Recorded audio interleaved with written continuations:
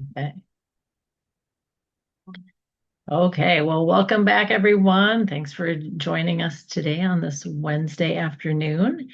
And I'm Teresa Slottick with Northstar, and we are going to today talk about how you can do some of the tasks that you might want to do in Northstar. So I'm going to start out by saying that I am going to give you a lot of detailed information. You don't have to write it all down. I'll show you where you can find all this in Northstar for your reference. My main goal is to really make sure that you know that these things are possible and why you might choose to do them. I think we talked about last time that, there's a lot in Northstar and you're going to choose to start where it makes most sense for your organization. Some organizations may do everything all at once, but I would say more often than not, they kind of start at one place and then keep adding in new I don't know features for the learners. So so let's get started. We're going to talk about some of these kind of basic things that you might want to think about doing or do, how to create learner accounts and why you would do that, what tagging is, how to do it, looking at proctoring and why you might want to do that and how relatively easy that is to do. I'll show you where the curricula is and I'll give you kind of a brief overview of it, but we'll spend more time on that and the practice lessons, the online practice lessons next training. And then lastly, I'll show you where you can find all of this information that I'm telling you today. So, do you remember from last time? What is Northstar? What's your elevator pitch? If someone came up to you and said, "Oh, I see you have Northstar. What is it?" What would your answer be? And you can either unmute or put it in the chat, whatever you're most comfortable with. If I said to you, if you said to me, "Oh, we have Northstar," and I said, "Well, what is Northstar?" How would you describe it? I do see some things in the chat. So, an online digital learning class. Great. Online learning digital classes. Exactly. It's good to have your little like sentence ready because you probably will be asked. So that's a good description. I always say, it's internet. I always say, of course, it's created by the University of Minnesota, but internet-based platform that assesses and teaches those foundational to mid-level digital skills. And I see something, yeah, online self-paced digital learning. And that is true. It can be also instructor-led. There is a curriculum in there. So if you want to have instructor-led classes, you can do that too. Great. All right. Thank you for sharing. So if you remember, Northstar has, the assessments. It has 18 different assessments. And those help an individual see, what they already know, what material the standards they already know, and then where they might have an opportunity to learn new information. And once they've taken the assessment, there are two types of educational materials. There is that instructor-led curriculum where you might use it to lead a class or work one-on-one with someone. And then, as you mentioned, there's the self-paced online learning that someone can do pretty much at their own speed on their own time. You can always do some combo of those two as well. The learner management system is what allows the learners to do that self-paced online learning. So being a part of the learner management system, being added to the learner management system allows for that. And it also allows for your reports to be more robust because you can tie assessments to individual people and see how they've progressed in their learning. We talked about the standards last time. I just wanted to remind you that they are the skills that we feel are necessary to be competent in each of the areas. And I know we looked at them last time, but I thought it'd be fun to look at the newest Northstar topic is cybersecurity basics. So we're going to take a look just at some of the standards in there for you to look at. And just to kind of refresh your minds on how to use the standards. So oftentimes if you are thinking, well, I want to teach X, Y, or Z, but I'm not sure what topic it might be under, you can come and look at the standards and find it. Or it might be that you're thinking, okay, well, I want to teach some aspects of cybersecurity basics, but what I'm hearing the most about is people want to know, I want to do a mini lesson, let's say, on how people can recognize a suspicious website. So as you look at that list, what standard number might help teach that? Help people determine if a website is suspicious. Which number?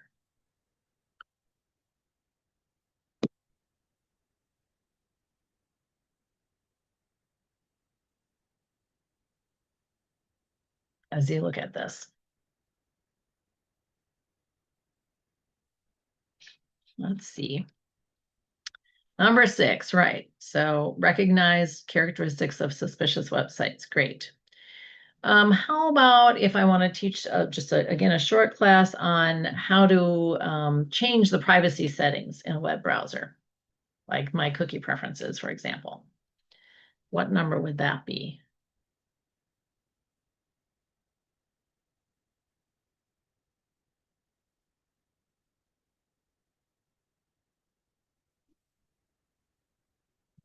You're all fast.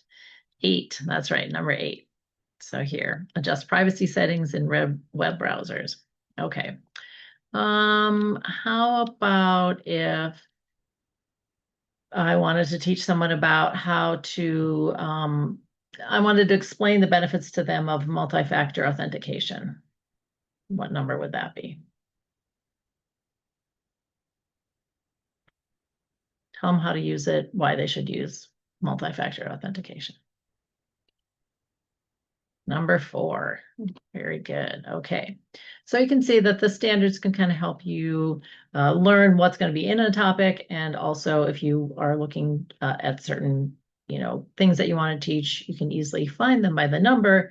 And then that number is going to connect to the assessments, but also to both types of educational materials. Okay, great. You all remembered well. All right, so we've talked about, a lot of times your organization is going to use Northstar however you want to, but a typical flow would be that maybe you would have someone take an assessment, see what they know, what they need to learn. You review those results either with them or they review it on their own.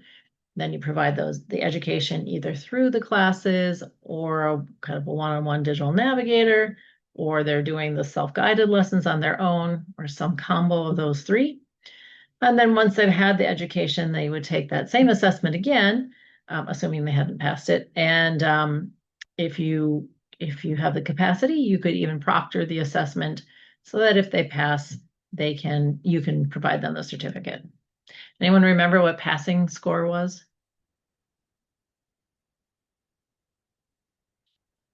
85%. Very good. 85% is passing. All right. So today, I want to make sure that you all have access to the admin portal. And we talked about this a little bit last time. So what happens is that whoever's your Northstar administrator would have added you to the admin portal, and they would have either chosen to make you staff and or proctor. And then you would get an email from Northstar inviting you to make a password and telling you how to get access to the admin portal. You can either bookmark that page, or you can always log in at the Northstar homepage to get to the admin portal. So if we went to the homepage, for example, I'm already logged in, but in the black navigation bar on the right, you see my name. If I hadn't been logged in, it would say login. You'd click on that, you'd enter your email and the password you'd created, and you would get to your admin portal. And so mine will look a little different from yours right here, but you'll get to this, what we call the landing page. So today we're going to look at a lot of what's in here, what's in the admin portal. So I first want you to, well, let's just talk about the blue navigation bar first here. So you can see the Northstar logo, and on mine, it says demo. And this is what if I clicked on it, I'd come to the page I'm showing you. So this is what we call the landing page. So I would like you all to make sure you can log in right now. And I want you to tell me what yours says instead of demo. Should be something way more interesting than demo. So if you can do that, and if this is a great time for us to check to be sure that everyone can log in, and if not, that we, make sure we get you access at some point. And So go ahead. Teresa, just a heads up, some people may not have Okay. a subscription yet. So just a heads up. Okay. And if you don't have a subscription, that of course you're not going to be able to log in. But for those of you who do, please log in and tell me what yours says there instead of demo. And if you don't have a subscription, it's fine. You'll still learn things here, but I want to make sure that those who do have a subscription can log in.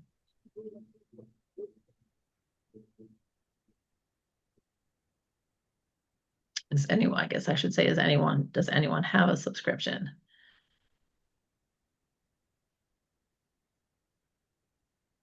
I see some in the chat. Okay, so Fanny Brown, which is the name of the library. Great.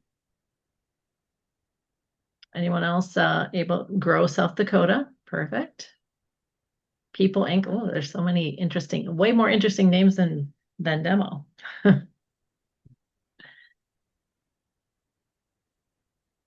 Anyone else able to log in? Or if you can't log in, and you should be able to, please let us know.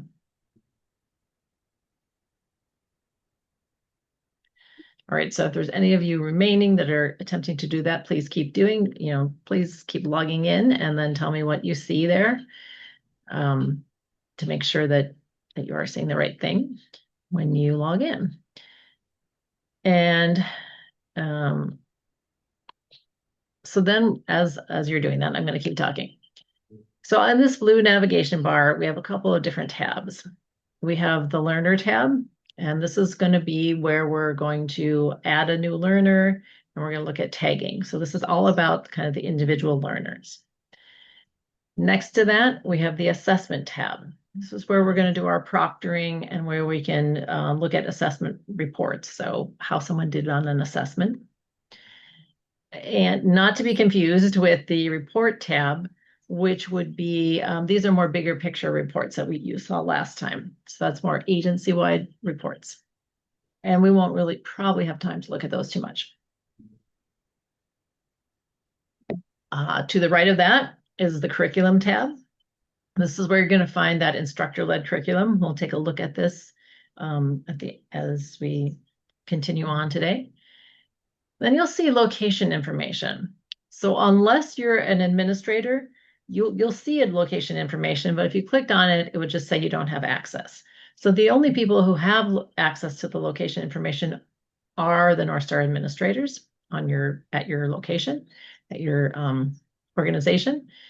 And what a location information allows you to do for those people is it would let you add or delete staff. It can activate the single sign-on through Google if you want to do that with a managed location login experience, and it can edit some of your settings. So I won't go over that today unless you have specific questions, just because probably not all of you are administrators. But for those administrators in the room, that's your kind of your special place to go to manage the account. Then to the right of that, you see resources. This is where you're going to find out how to do all the stuff I'm telling you today. And then at the far right, you'll see my name. And on yours, you would see your name. And that we'll talk about what that allows you to do. So let's start out, if all of you have access to the admin portal who you feel should. And let's talk about tagging first. So the default in Northstar is that when you run a report, any report with multiple people, it would show you all the learners that you have at your location, at your organization. Sometimes that's great, and that's what you want to see. That's what you want to show your funders. That's what you want to show your community. But there may be other times when you want to run a smaller report. Maybe you just want to see the people that you're working with or that you're teaching a class. You want to see just the people in that class. Maybe you have a specially grant funded program that you want to keep track of, or could even be you're looking at different zip codes. Anything that you would want to look at the report for, that's smaller than the whole universe of your learners, you can create a tag for and you can run those sub-reports. I think it's good practice for as you're getting started with Northstar to talk amongst your team members as to what those tags are going to be, so that you can make sure that people are using them uniformly and are, using the same nomenclature. You can always add tags at any time. So it may be that maybe you get a new grant and you decide to add the tag, 3 months later. That's always fine. It's just a good exercise as you're looking to implement Northstar to kind of think about, well, what do we want to track? So adding a tag is very easy to do. You're going to be in your admin portal. And since we're adding the tags to individual people, we're going to go in this blue navigation bar to the Learner tab. So I'm going to click on the Learner tab. And then as you are looking at this, I haven't told you this, but you're just kind of using your guess, I guess, to, let's see, I don't think I have. As you look at the top of my screen, kind of above this grid where you see status, name, activity, at the top part, where do you think you would go? I haven't told you this, so you're just kind of using your intuition. Where do you think you might go to add a tag? Keyword being tag. You can put it in the chat. Manage tags, exactly. So you can see underneath in the blue navigation bar where it says assessment, in the white navigation bar, it says manage tags. So I'm going to go there. And then where it says enter tag name in this kind of white rectangle, I'm going to click in that and I'm going to enter the tag name. Anyone have a tag that they want to use? I can always make something up, but it's always more fun if you have a real one. Anything you're thinking of using? All right, I'm not seeing anything in the chat, so I will just put in Houston. And let's say I do have some things in the chat. Let's see. Can you put yourself in the tag? You could, yeah. So if you're the teacher, for example, like let's say I'm teaching a class, I might put in my name and then I tag all the students that I'm teaching or that I'm working with. And then there's one in the chat saying learn to earn a device. So let's say that's the program name. So let's use that. I'm just going to call it learn to earn. And once I've typed it, then all I do is I click on create tag in green, and then it's added to my list alphabetically. So if we scroll down to the L's, you can see that there's no limit on how many tags you can have. Here's the tag we just created, learn to earn. Now let's say I spelled it wrong. I can always go to the pencil and edit the name. And then over on the far right, you can see the trash can. So maybe let's say if this was created, I created a duplicate, I can always get rid of it. Once I have learners attached to these tags, I might decide that maybe it's a program that ended or a grant that ended. And so I don't want it in my list of tags. I'm not going to use it anymore, but I don't want to lose the data. So I can always archive the tag, like you can see labor and literacy is archived, which is right above learn to earn. And I know it's archived because it says archived, but what I've done, you can see on the far right, there's a little kind of eye. And when something is not archived, when it's live, like Intro to Word, there's the file there. And if you click on the file, it will turn into that eye and archive the information. And then if you decide maybe a year later you're going to restart that program, you can always turn it back on.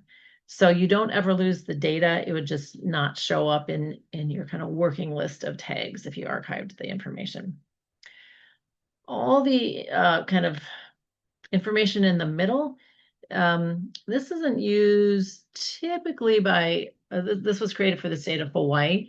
Most other organizations don't use it, but it can be like, let's say you had a tag and you're sending out a link to Northstar to a group of people who are all remote, and and that whole group of people you want to add that tag to. You could, or even as you're creating new learners, you could just copy this launch. Let's say it was for intermediate ELL. You could copy the launch URL and send them that URL. So then they'd all automatically be tagged with that. So that can be helpful if you have a large group of people that you want to tag all at once with the same tag and you don't want to do it manually. But that's kind of advanced tagging. So mostly just know that it's easy to create a tag. You can always edit it, delete it, and archive the information, but saving the data. So now we've created our tag, and now we want to add some learners. So I'm going to go, I was on managed tag. You can see that it's kind of grayed out. And then I'm going to go to the left, kind of under demo where it says view learners. I'm going to click on that. This is sort of that front page whenever you click on the learner tab. And I want to add a new learner. So looking again, I haven't told you this, but you're using your problem solving skills and critical thinking skills. Looking at the top part of my screen, again, above where you see that kind of grid there, where do you think I might go to add a new learner? Any guesses? Invite, exactly. So you can see this invite button on the right-hand side, it's in green. And on the left-hand side, there's a picture of one person, and on the right-hand side, there's a picture of 2+. It's actually two buttons. So if I just want to add one person, I'm going to click on one person where it says invite. And here, the only information you need is their first name, their last name, and an email. Now, a lot of times, the people you're working with won't have an email address, may not know how to use email. That's okay. You can create a Gmail account for them. They never actually have to use it or look at it. It's just a way for them to sign in. And then if you want to add tags at this point, you just click on where it says enter tags. And then we had our learn to earn. And so I did that kind of fast. So if I click on that box, all the tags come up, but I don't have to, I have a million tags here. I don't have to sort through them. If I just start typing if I know the name of the tag and I just start typing it, it will then come up. You can add multiple tags to someone. So maybe we had the example of, well, let's say we have this learn to earn program, but there's multiple people teaching it or working on it. And I want to put in just tag this person with the fact that I am working with them. So I just clicked again in the box, all the tags come up, you add the extra tag. So someone can have, you'll see, but someone can have multiple tags. There's no really limit on how many tags someone can have. So it really allows you to slice and dice that data in many ways. You'll also see here that the language preference you can set from the beginning. You can have everything for them set in English, or if you'd like to have it set in Spanish, you can just click on that toggle. At any time, you can change the language back and forth between English and Spanish, and so can the learner. But if you know that this person prefers one or the other languages, you can set that make it easier from the beginning. And once you have all the information, you're just going to click on Invite Learner. Once you do that, so any questions about creating the tags, I guess?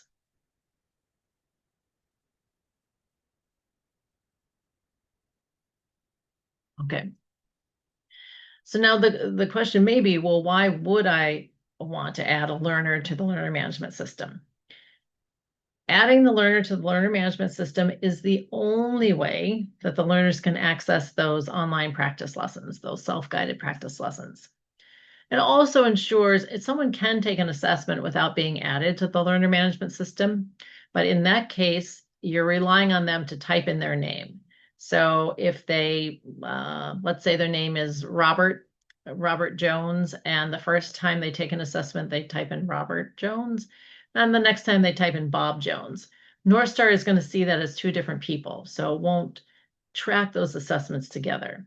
So if you want really accurate reporting, it's best to have the learners log in. And they have to be added to the learner management system in order to do that. And then you can only use the tagging if the learner is added to the learner management system. So we talked about how to create the learner account.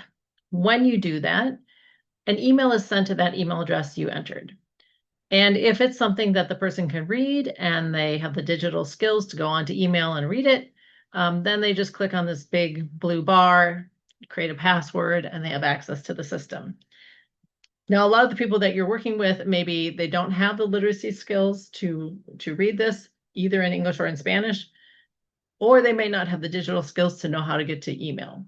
And that is okay. If that is the case, you can create a password for them. So when you see, we'll look at this, but when you have a learner and you've sent them, you've invited them to the learner management system, you'll see that next to their name, they have a little yellow clock, which means it's waiting for them to create the password. So if you see that someone hasn't created a password, or if you know they can't create the password, you can do that yourself. And I'll show you what this looks like. There'll be like a little lightning bolt to the right of the learner's name. And I like to think of lightning as activating the account. If you do create passwords, we all forget passwords all the time. People who are new to digital literacy forget them even more often. So it's kind of helpful for you if you have a consistent system so that, if someone forgets their password, you can quickly look it up or you quickly would know what it would be. You can always reset the password, but that's just more, work for you. So think about that. We give at our schools, we give people a piece of paper that has their username and their password on it. Some organizations they have like a label maker and they'll make a label for people to put on the back of their phones.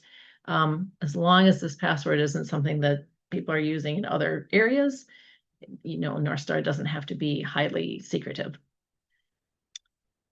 So what it looks like is you'll see here's the, Friday student is our learner. You can see to the left of it, that little yellow clock. And then to the right, the third box over is the lightning bolt. So if I click on that lightning bolt, I activate the account. It asks if I want to do that. I say, okay. And then where it says set new password, I would just type in the password, even if it's the first time, and click on update. So then I would just make sure the learner has the username and the password. So pretty quick and pretty easy.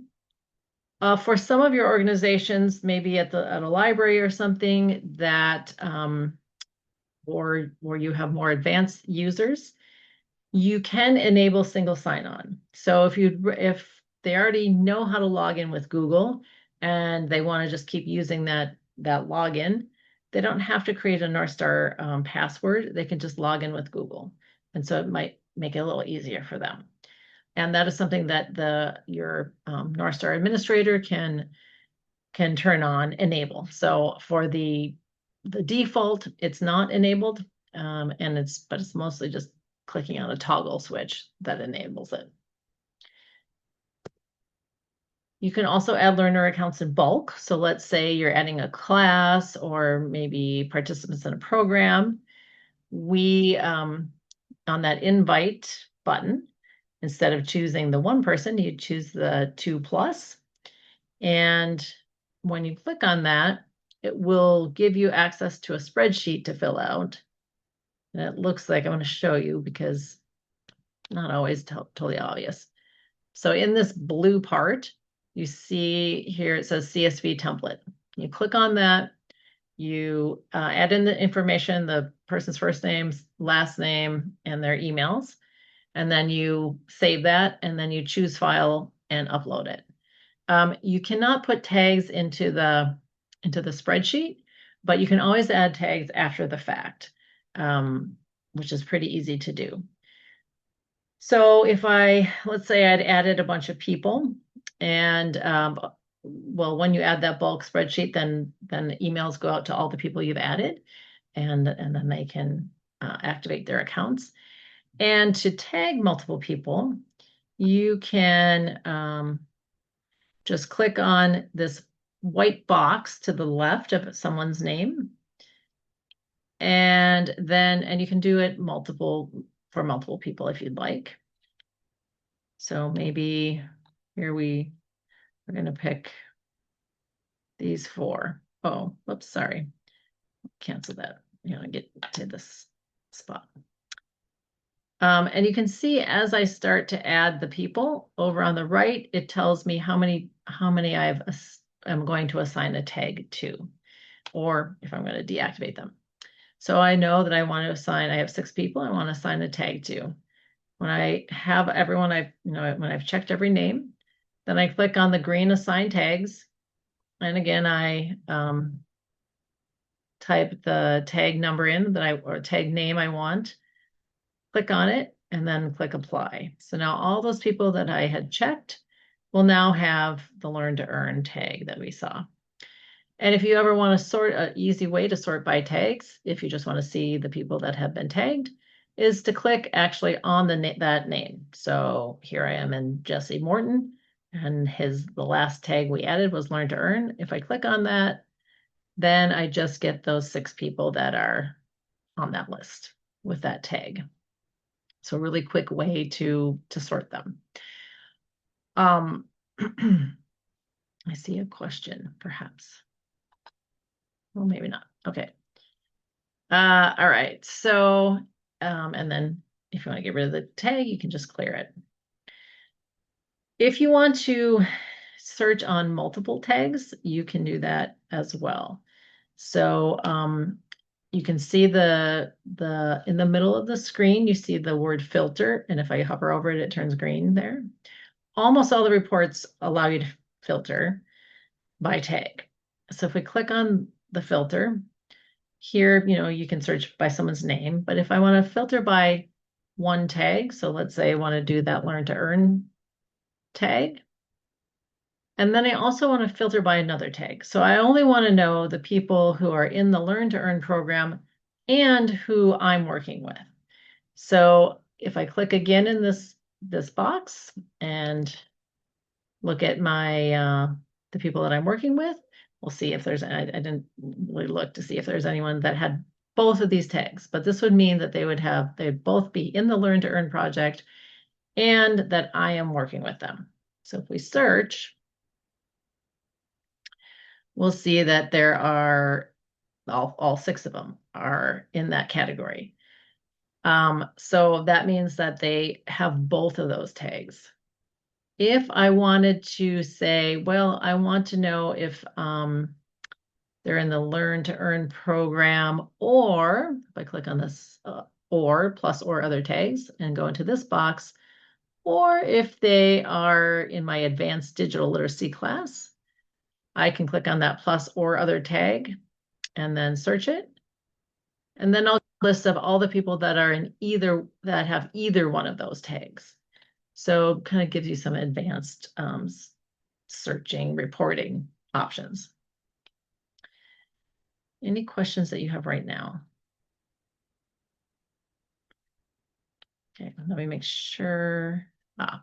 The other thing, a lot of times, especially libraries will want this, or organizations that work with maybe people who have a little more digital skills, is perhaps you don't have staff time to add learners to the learner management system, but you want to give them access to the practice lessons, to those self-guided practice lessons. You can enable people to sign up themselves. And again, this would be the Northstar administrator that would do that. And if they turn that on, then you can see here at the bottom, it says once they go to sign into Northstar or to the Northstar homepage, if you have a learner account, you can log in And if they need a learner account, they can sign up. So if the person has the digital skills to get to this web page and to add their name, their email, and a password, then they can add themselves as a learner to your learner management system. So a couple of ways that you can add learners. So just to review, what is one of the benefits to adding a learner to the learner management system? You can list all of them, but at least list one. Tell me one. Why do I want to add learners to the learner management system?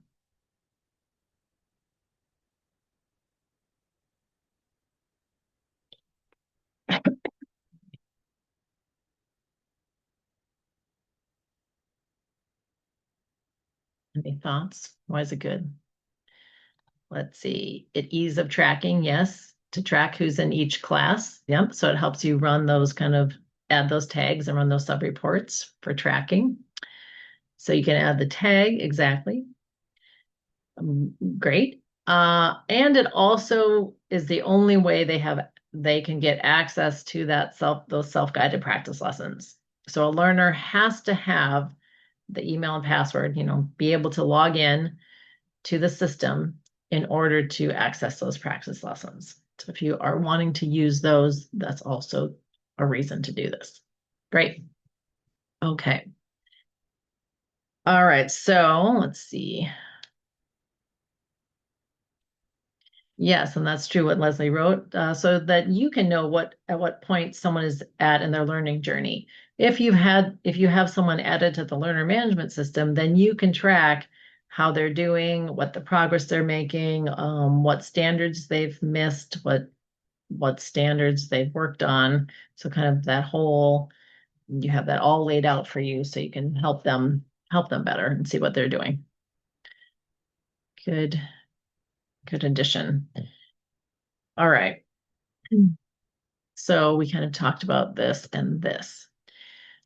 So once you've added the learners to the learner management system, or if you allowed them to add themselves, maybe the next step is you want them to take an assessment.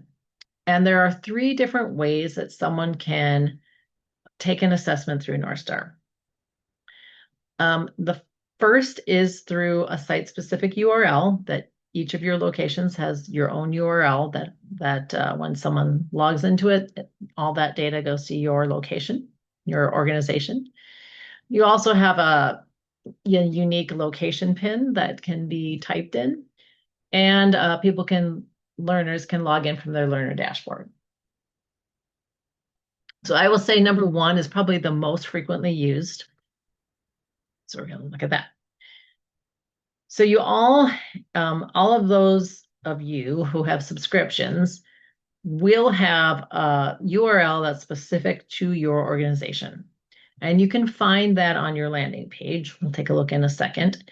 But I would recommend that if you have people coming into your location, to use computers, I would bookmark all the computers with that URL. You'll see that it's very long, and you won't want someone typing it in. So much easier to bookmark it. Some organizations will add it to their website. So especially if you have people signing up on their own, they can go through your website. Or if you're working with people remotely, maybe you share it via text or email or WhatsApp or however you interact with them. So if you went to your admin portal, and again, you're on that landing page where yours lists the name of your organization, mine says demo. You can see where that red arrow is in the second bullet point, where it says bookmark the page it takes you to. That is demo's URL. You can see it's very long. You really don't want someone to type that in. So again, this is why it'd be helpful for you to bookmark your computers or put that link on a website or whatever, however you want to do it. Once they click on the link, it will come to a page that looks like this. And you can see that the name of your organization and your address are in the upper left-hand corner there. You always want to make sure that people see that before they take an assessment, because then you know that the information is going to be tracked to your organization. And then they would log into their learner account with their email and password and start to take the assessment. Another way that organizations can get learners to log in, which I will say is not my personal favorite, but some organizations really like this, is we do have a location pin. So on that same landing page, you probably saw the teal colored box, and you all have, each organization has your own location pin. So perhaps you're out in the community and you don't have a device with you. You know, people are maybe on their phones or using their own devices. So your URL isn't on those devices. And it'd be easier for you to have people go to the Northstar homepage. You can either use the address that's there, or maybe you just have them type in Northstar digital literacy. And then you want them, though, to take an assessment through your organization. You can, at that point, give them this 4-digit PIN and they enter it, and then it will automatically, be tracked to your organization. So here we are again in the Northstar admin portal on the landing page where you can see the location PIN, and mine happens to be TEAC. When someone logs into Northstar on just the home page, they would click on, in the black navigation bar, they'd click on, down below, they'd click on Try an Assessment Now. It gets them to this screen, and then it says, if you want to save your results to Northstar location, this is where they would enter that code, and then press go. And once they do it, they're going to see, again, the name of your location and your address. So always want to make sure that people are seeing that. The last way that someone could log in to take an assessment is perhaps they've been working on those self-guided practice lessons on their own, and they're ready to take an assessment from there. So they would go again either to your site-specific URL, or they would go to the Northstar homepage, enter their email and password, and they get to what we call the learner dashboard. And so here we go. We're at the Northstar homepage. They're going to log in the upper right-hand corner. They get to the learner dashboard. Once they're ready, they can just click Take an Assessment for whatever topic they're interested in. And they get back to that page where it will say the name of your organization. And now they're already logged in because they had to log in to get to the practice lessons. And then they'd scroll down and take the assessment. Thanks, Serge. We got a question in the chat from Emily. Yeah. Great. So the question is, do they or don't they need this PIN if they have been invited? They do not need it if they've used your site-specific URL. So there's, just to be clear, there's the invite for them to create the password so that they have access to Northstar. And then if they're going to take the assessment, if they're using that site-specific URL where it said bookmark this page, they wouldn't need the PIN. It would automatically already be associated with your organization. So it would just be if they're going through the general Northstar webpage, not your site-specific URL. Does that answer the question? We can always look at it again if you want to, because I know there's a lot of options, which is nice, but also confusing.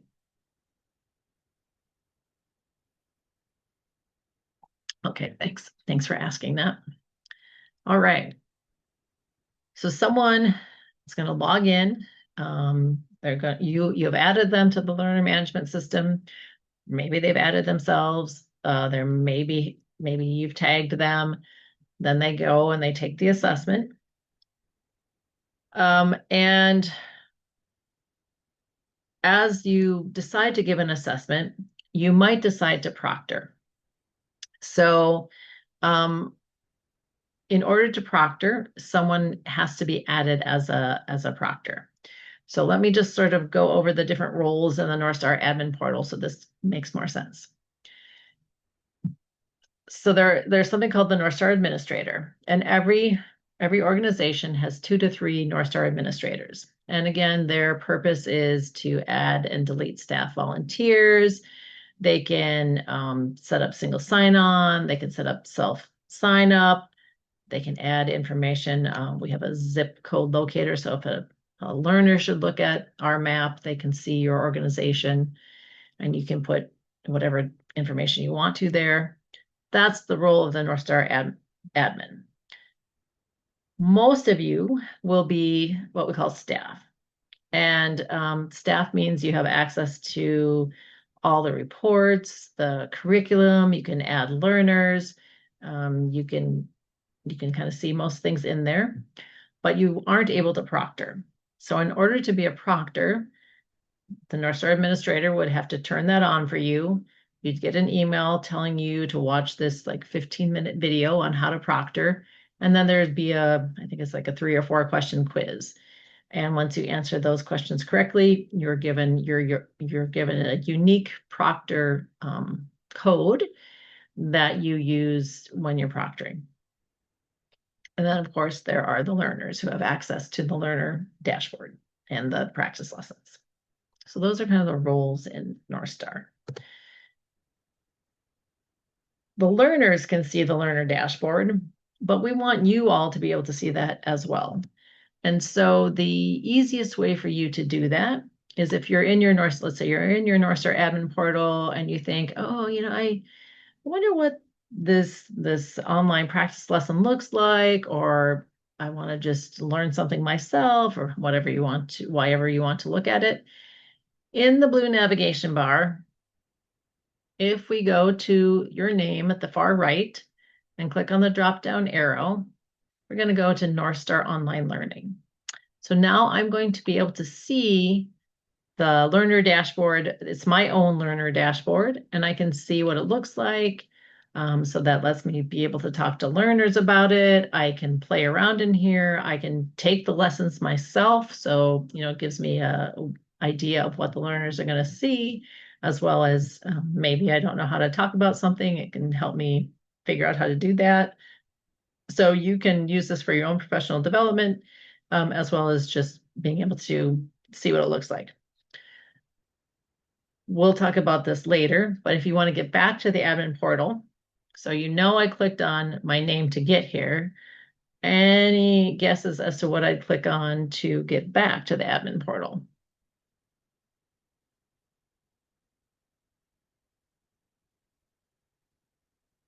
So I'm in the learner dashboard right now. I want to go back to the admin portal. I'm going to click on my name, exactly. So in the upper right, you see my name. I'm going to click on that drop-down arrow, and then I'm going to click on admin portal. For all of you, you're going to go right back to your landing page. And I just have an additional step because of how I'm set up. But for all of you, you'd go back right here to this landing page, which is, if you clicked on the name of your organization, that's where you'd come to. So I encourage you to really take a look at those online practice lessons and to play around in there. It will help you determine, what it's like, so you can talk to learners about it, but it also is a great tool for learning yourself. Okay. So we talked about the assessment, giving the pre-assessment and the post-assessment, and how it helps, then we're going to determine what the instructional needs are, provide that instruction.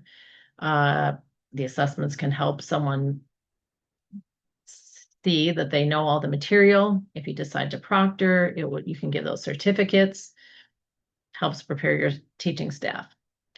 You always want to remember that people should be seeing your agency's name and your address when they take the assessment. That means they're properly logged in. All right, so here are our 18 different assessments. And if you remember, you took one of them at least last time we met. And proctoring allows you to give out the certificates. So if I pass and it's proctored, that means that someone on your staff can give me that certificate.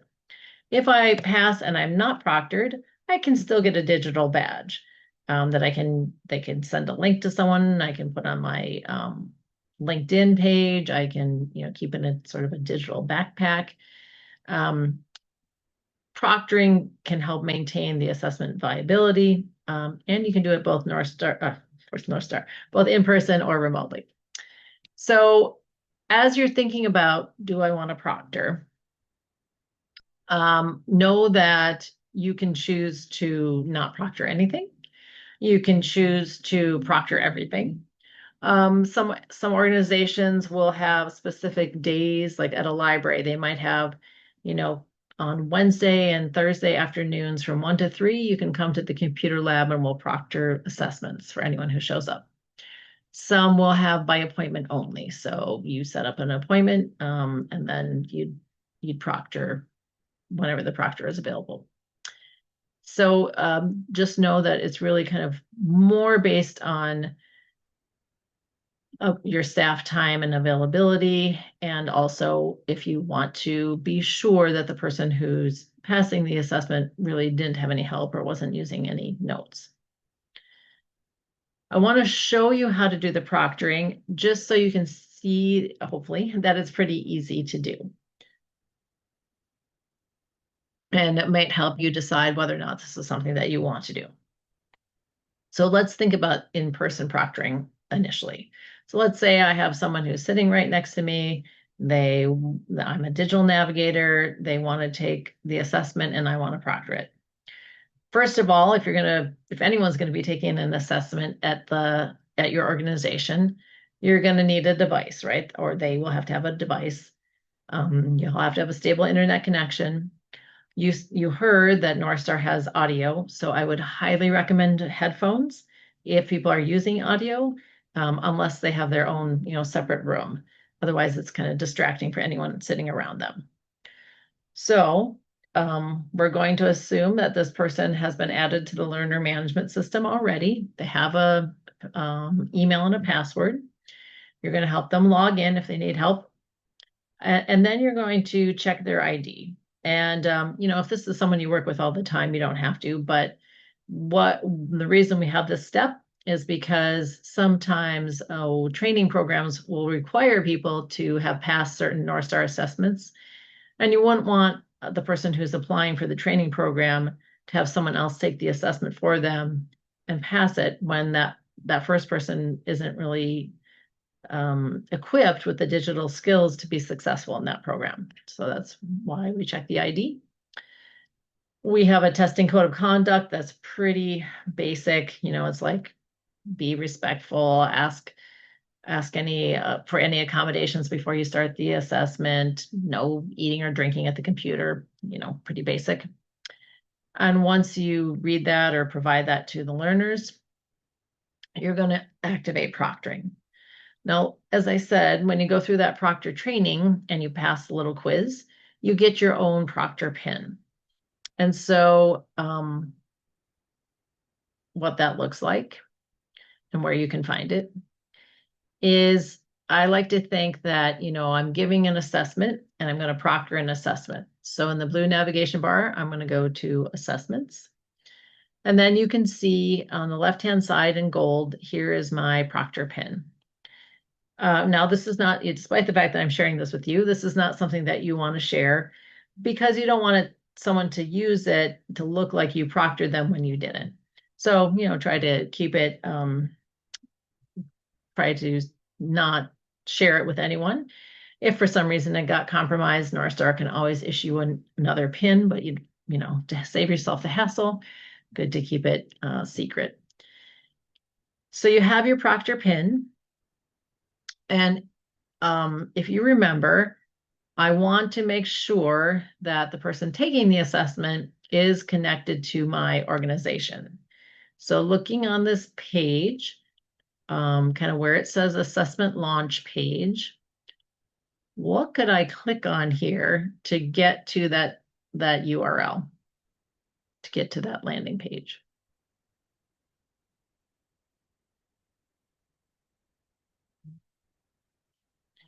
So under where it says assessment launch page on the left, what do I want to maybe have bookmarked on a computer, or if it's doing this remotely, share in a chat? The URL link, exactly. So this very long URL link, if we click on that, then it's going to take us to that login page or the assessment page. And you can see the name of my organization is there. And now you can see that it says no proctor available, but I want to proctor this person. So if I'm sitting next to them and I'm only working with one person, I can do that kind of manually. So as you're looking at this page, I want to enter my proctor pin and look above the red, in the half of the page above the red oval there, or rectangle, I guess. Where do you think I might click to enter my proctor pin? Pin being the key word. Validate via PIN, exactly. So I'm going to come over here to the right where it says validate computer via PIN. I'm going to click on that. Where it says enter proctor PIN, I just copied my PIN, so I'm going to paste it. And then I'm going to click on authorize. And when I do that, you can see, oh, the proctor mode is on and the bar there turns green. So now I know that that this is being proctored, and I'm going to have the person scroll down and take whatever assessment they're going to take. And then once they get that result page and we go over it, I'm going to click on end proctor mode and click OK. So you always want to turn it off when you're done. So that's all you have to do. You're watching the person take the assessment, making sure they're not using notes or having someone help them. And so that's kind of all that proctoring would be. Now, let's say though you're doing this remotely, or you have a whole class of, with 10 people. If you're in a class of that many people, it's kind of impractical to go to everyone's desk and put in your proctor pin. And if you're doing it remotely, you can't. So there is another way to do proctoring. And I kind of like it better actually if I'm not sitting right next to someone.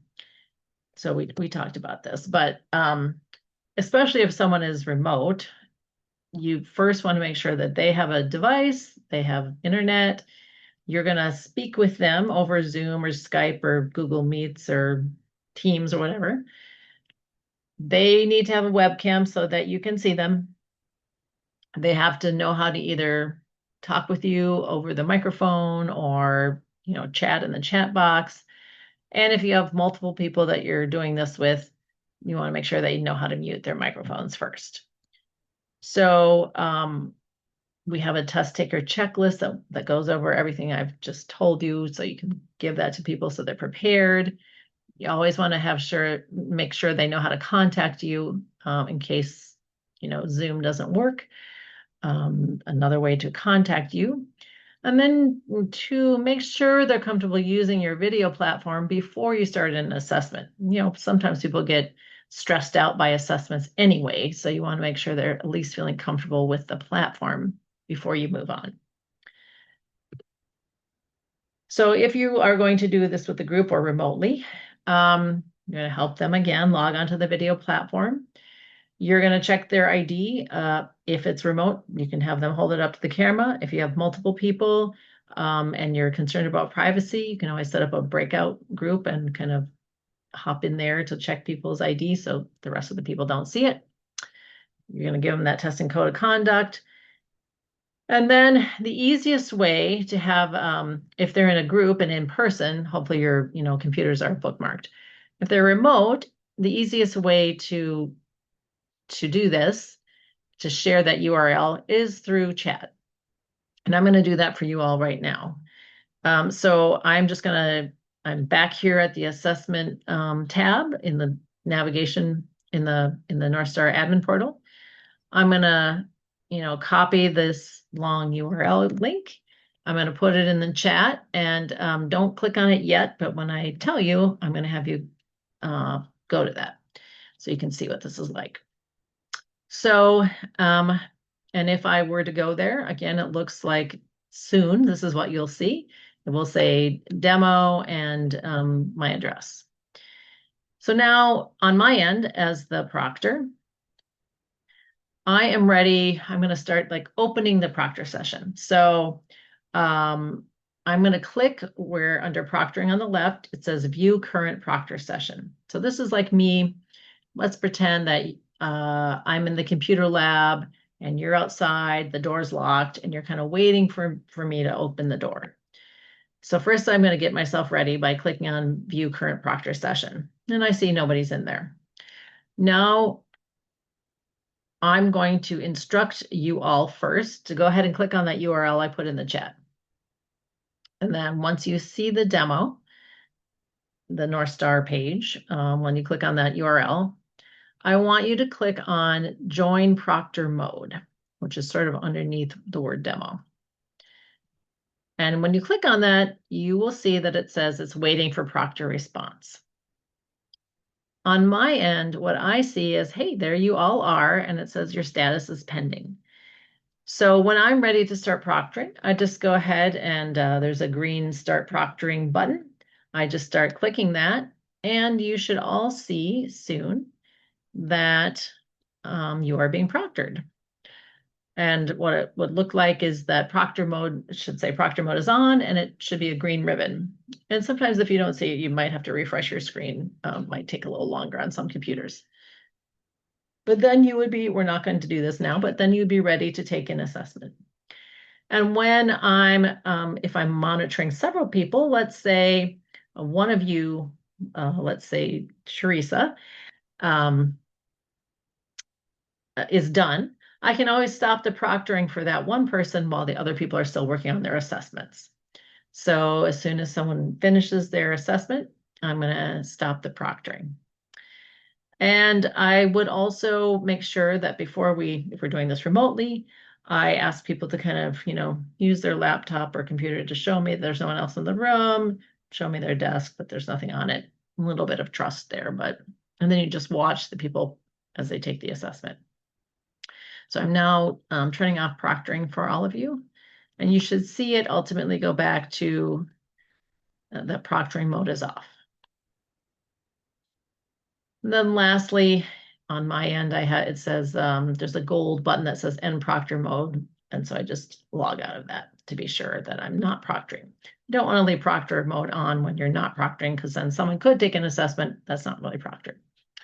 So on your end, if you then press refresh, you should see that no proctor is available. So you can see it's pretty easy. Really, the logistics aren't that hard. The main time commitment is watching people take the assessment. Any questions about that, or do you want to see anything again about the proctoring?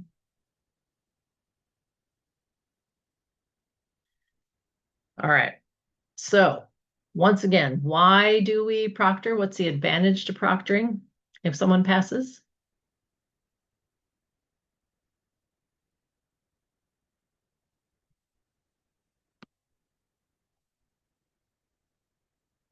Anyone know why do we want it? Why do I go through the trouble of proctoring?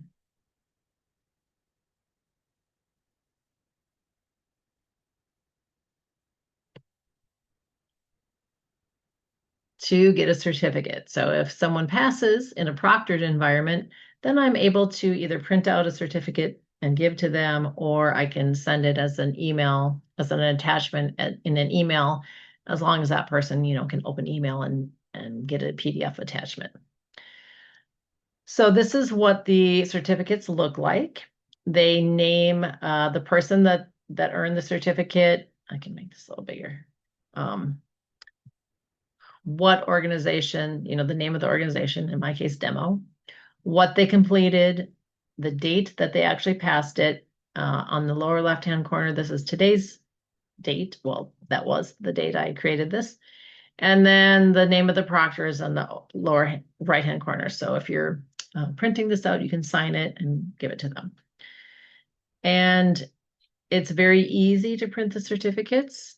There's multiple ways in Northstar, but the way that I like to do it, or that I think of, is I think, okay, here I am in my Northstar admin portal.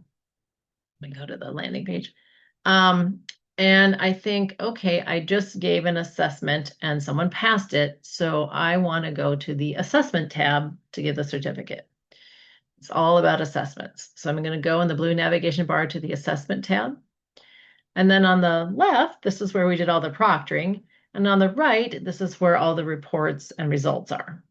So if I just proctored one person, I'm going to search assessment by user, type in their name, click on the search.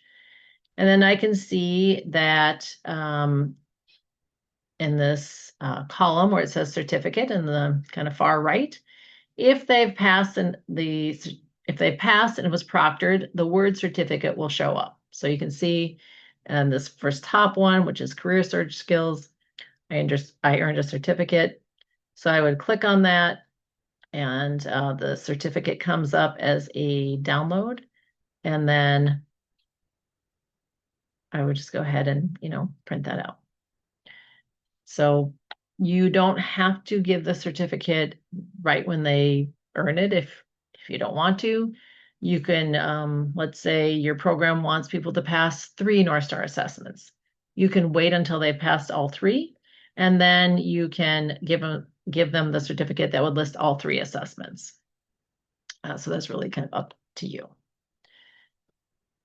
Any questions about, why you'd give a certificate or how? You don't have to remember the how as much, but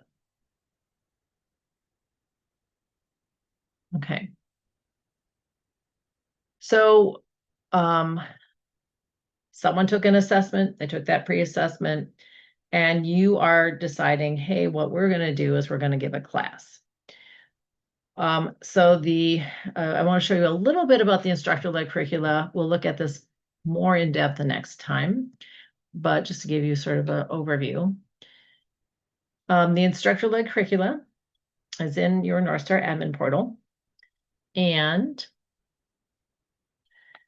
as you look at the blue navigation bar, you can see that the word curriculum is kind of right in the middle here. So I'm going to click on that.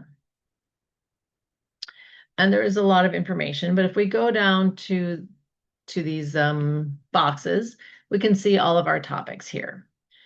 And let's say that we're starting out with basic computer skills. I'm going to click on basic computer skills, and that will give me all the lessons.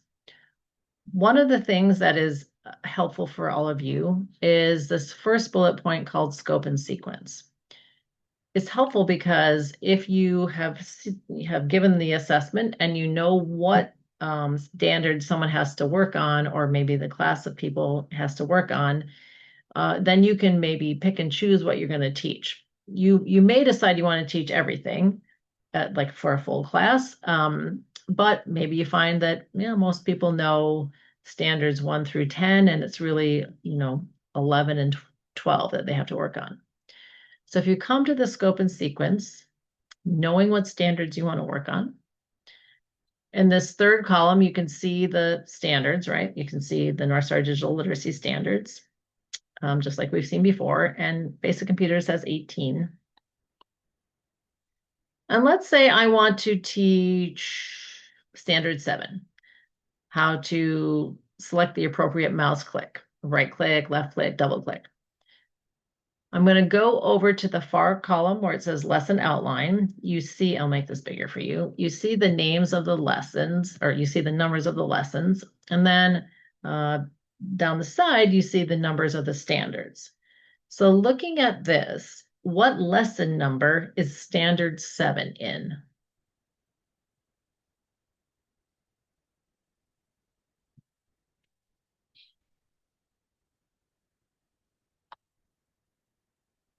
Lesson 2, yes, you're right. So here's standard 7, and it's in lesson 2. So then I say, okay, well, this is, where we're going to start on standard 7. Everyone else knows standards 1 through 6. I'm going to click on lesson 2 mouse skills, and it will take me right to the lesson. And the Northstar lessons are pretty much out of the box. So they guide you into what to say, how to present the material. They give you the handouts, they give you the answer sheets. So it's really, people have told me that they find it very easy. They can just go through them and really read what's on the page. And of course, you have your own style and you know the learners well. So you can always tweak this to match, how you want to teach it. It's more of a roadmap. But every lesson looks the same. They would list the standards there on the left. They would show you what vocabulary words are going to be taught in this lesson. Under technology concepts, they give you some teaching tips and they tell you what the lesson's about. And then the teacher prep guide really tells you this is exactly what you need to have beforehand so that you're ready to do the lesson. And then you can even see, they tell you how to do the warm up with people. They tell you how to, what to do, what to say. And so it kind of guides you through everything here. So if you have some topics that you're thinking about and you have access to Northstar, this is also a good place to start. A lot of times we know how to do things, but we don't know how to teach other people to do them. Or it's been, probably so long since you learned how to double click or right click or left click that it's almost automatic. And so we kind of forget some of the small little steps that a new learner would need to know. So this can help remind you of that, just help you kind of give you some ideas of how to teach it, and you can follow it all the way through exactly as it is as well. So that would be something I would recommend, and we'll talk a lot more about teaching um, using this and the practice lessons the next time we meet. As a reminder, everything in Northstar is written at like this fourth grade reading level. If you are working with people who aren't at that reading level, maybe they're lower in either English or Spanish, you can still use Northstar. You're just going to have to go a lot slower and maybe focus on some of the vocabulary words first, like teaching the word mouse, for example. Um, so many organizations do work with people with lower literacy levels. Just know that it will take more time. All right, so we have learned. Let's do a little before we look at our resources. Let's do a little quiz. So I will show you this here. I'm in my Northstar admin portal. Where would I go if in the blue navigation bar on the top? Let me show you what you're familiar with. Where would I go if I wanted to proctor an assessment through the admin portal? What what tab would I go to in the blue navigation bar?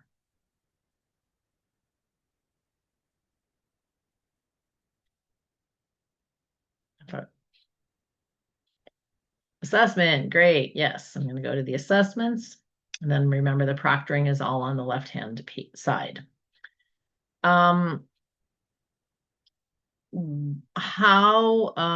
Let's say I wanted to create a new tag. What tab in the blue navigation bar would I go to create a new tag?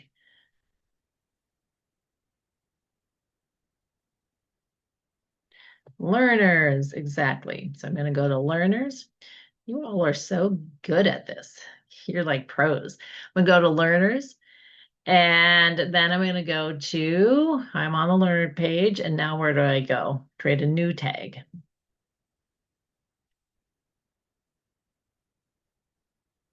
Remember, tags is the key word here.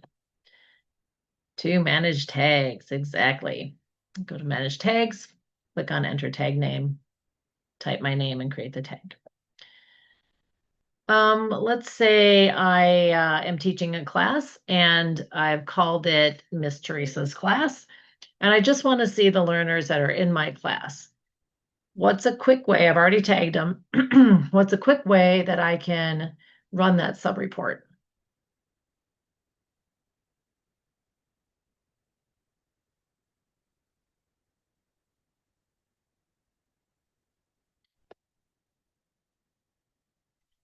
Click on the box next to the tag. Exactly. Excuse me. So here under the word tags, in the column called tags, I'm going to click on Miss Teresa's class. That's the tag I want. And then you can see I have two people in my class. So that's a quick way that I can see who's in my class. Now, some of the reports that you have access to here on this page or information is that you see next to each person's name. Let's Let's go down to Jesse, I guess. But next to each person's name, you can see all these icons. There's actually 18 of them. Any guess what they stand for, knowing the magic number of 18? What do you think those icons might stand for? All the different topics, right? All the different classes. And so if I hover over the picture, I see that, oh, this is, this one, I'll make it bigger for you. This little phone is the phone keyboard basics and logging in. So ultimately you get to kind of learn them, but some of them you can guess. So what do you think the little envelope is? What do you think that topic is?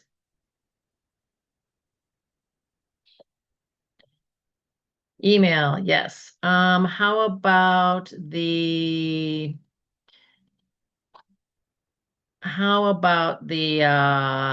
W?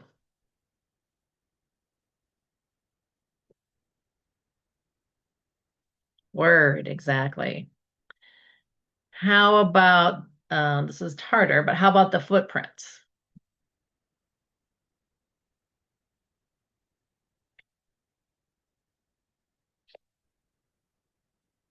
Digital footprint. Yes, your digital footprint, right. And of course, again, if you hover over it, you're going to see the name. Okay, so you'll get used to the ones that you use a lot. Then you see that this gives us a quick look at how each individual is doing. So if I see a hexagon around any of them, that means the person has passed. So looking at Isaac, for example, we can see that he's passed the first four assessments, right? He's passed more than that, but all those that have hexagons around them, he's passed. Now you see that in the social media assessment, so the one with the thumbs up, he has his hexagon is in color.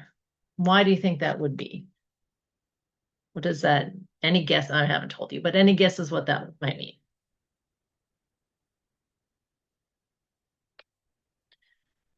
He did pass it. Not that he has a badge, you're very close. So what it means is that if it's in color, it means it was, I'm going to look in the chat before I say it.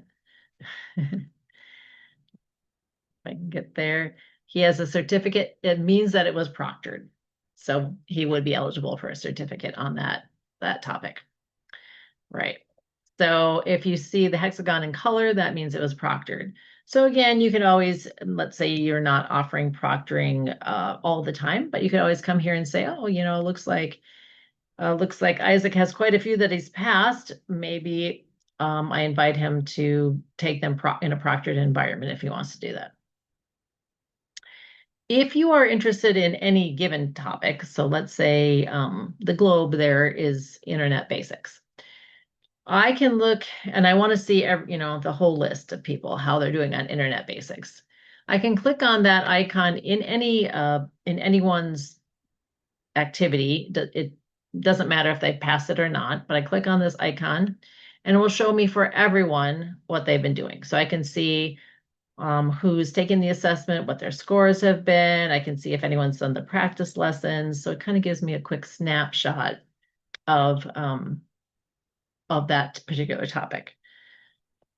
And then if I wanted to delve more into an individual, I'm going to just type in my name, just to be quick. I can click on their name and it will tell me, kind of give me their report card really. So it'll show me each topic, if they've taken it, what their best score was, how many times they tried to take the assessment. It will tell me if they've done the practice lessons, what percentage they've done. It will tell me if they have earned a badge, and also then if they've earned a certificate. So this, and then if you ever see the eye in Northstar, if you click on that, the eye with the circle around it on the left there, in the gray box, that also leads you to more information. So here I can see, okay, what standards did this person miss? and have they done the practice or not if we're using the practice lessons. So those are some of the individual reports you have.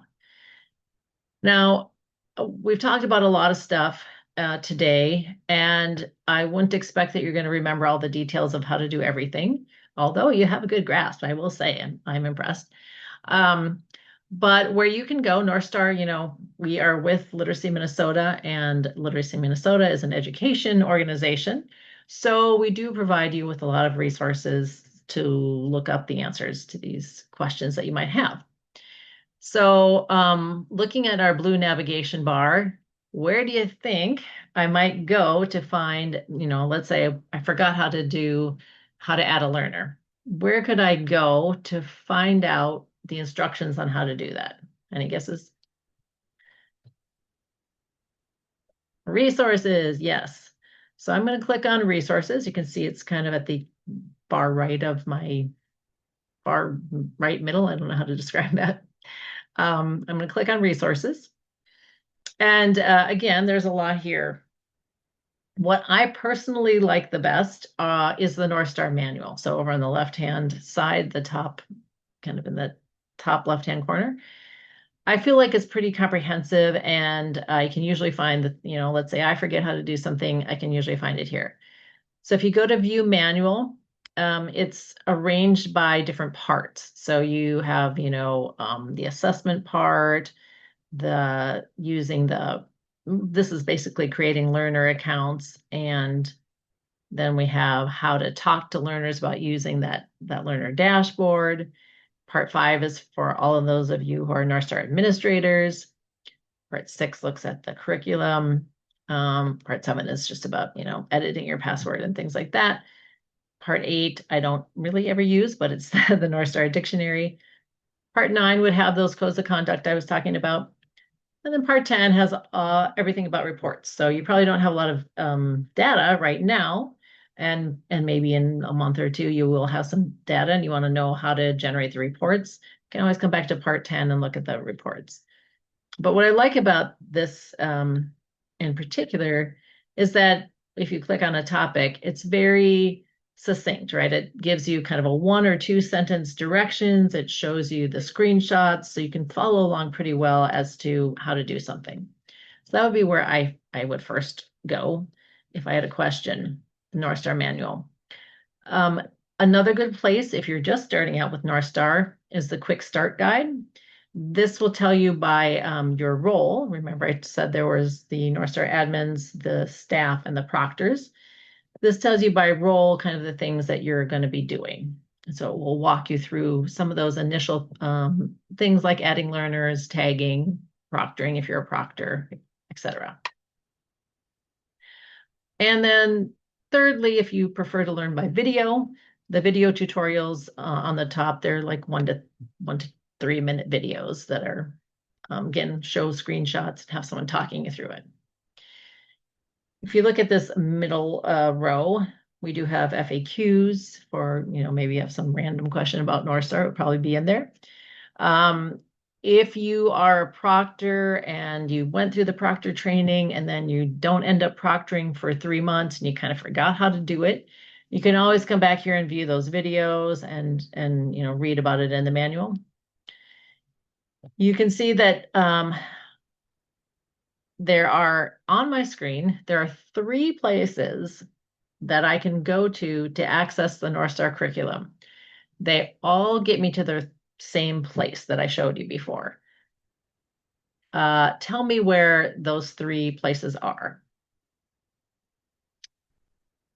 So we looked at 1, there's 3.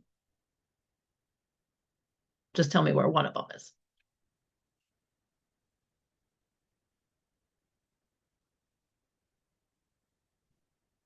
Did anyone see one place where I might go to get the curriculum? Let's see. Where it says Northstar curriculum. Yes, that is true. So there's 2 places that says Northstar curriculum. So where are you seeing that? Describe it a little bit more to me. Let's pretend I'm not used to the screen and you're helping me find it.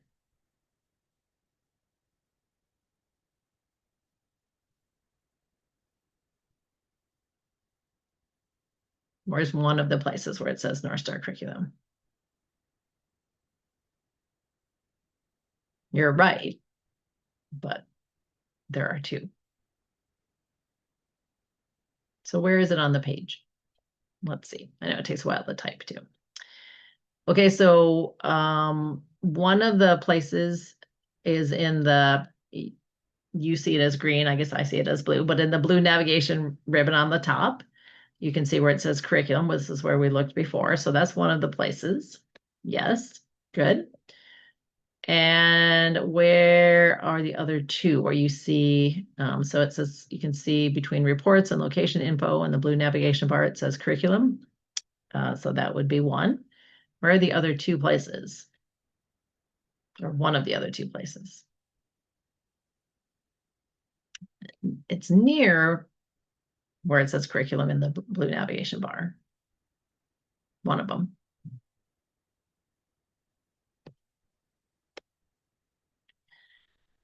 Yep, under the green bar, Northstar curriculum, right under where it says reports. It's interesting that you all see it as green because on my screen it's blue. But yes, right under where it's reports, it says Northstar curriculum. So that's the second place. Very good. And yeah, teal, I would agree with that. Teal. And okay, so those are the two places. And where's the last place I can go to see the curriculum? We wanted to be sure you can find it, so we put it in multiple places. More in the body of the screen, so kind of in that grid of 9. And so would be the practice lessons. So in the lower left-hand corner, those would be the self-guided lessons, which is an educational tool, but different than the curriculum. But you're in the in that grid system, it is somewhere. So you see there's 3 on the top row, 3 in the middle row, 3 on the bottom row. Where is it in that? In the right column, middle, yes, that's right. So in the right column, in the middle, Northstar curriculum. So those 3 places all lead you to that curriculum that we looked at, that instructor-led curriculum. Maybe some overkill, but we'll want to make sure you can find it. All right. So as you pointed out in the chat, in the lower left-hand corner, this is where you can, there's a few videos that we created for learners so that they would understand how to use the learner dashboard and the practice lessons, those self-guided practice lessons, but we also wanted to make them available to you. And then there is a teacher guide. So if you decide to use these in conjunction with the curriculum or just on their own, but you're kind of teaching it rather than letting people do it in a self-guided manner, there's a guide for you there. Then in the middle bottom, there are the standards that we looked at before. And then lastly, you see the other resources. And this is kind of a collection of a bunch of stuff. Some interesting things that I just clicked on it and some interesting things that are here. One, at the top under our teal navigation bar of where it says resources, underneath that you see it says contact us. So that's the way you're going to get to us. If you have a question, if you have a comment, if you something's not working, click on contact us and that will go to the whole team. So that's the best way to get to us. But then under the other resources, those words, the standards are here, those codes of conduct are here. We have a style guide. So if you want to use the Northstar logo on anything that you're promoting, that as long as it relates to Northstar, you can use that. And then we do have these printables. So we have a whole bunch of flyers and posters that have pictures on them. They have the Northstar logo. They have a place for you to edit the wording. So you can feel free to use those as well. And then we'll talk about some of the other stuff next time. So just remember the kind of important takeaways from this training are one, think about adding learners to the learner management system that allows them to use the self-guided lessons and it provides better tracking and lets you create those sub-reports with tags.